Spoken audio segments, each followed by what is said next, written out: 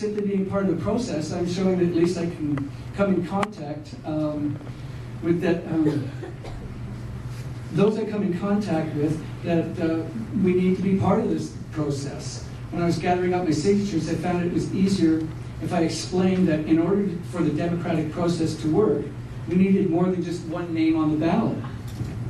I found people were receptive to this idea when handing out our leaflet. I explained I'm doing this so that they have a green choice in the election. And so I'm engaging in that. But let's be serious. I'm not going to get elected. That's not going to happen. There's no way I'm going to win against the two powerful political machines here of the status quo parties. You know, that's not. But seriously, if elected, I would make a point of keeping close contact with the people that sent me to Ottawa, and much like, to her credit, Judy did.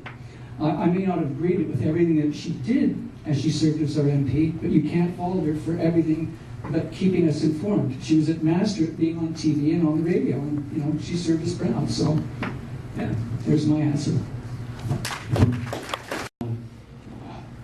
I don't think I can agree with you there that the conclusion of democracy should be a foregone conclusion. Democracy is about people having a choice.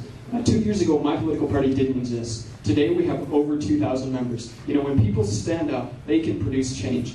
And I think there are some people who are looking for something new. So I don't think it's ever a good idea to consider the outcome of democracy a foregone conclusion.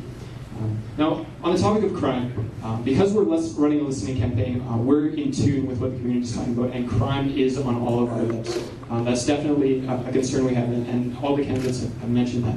And there is this conflict in our community. It's something that we're hearing.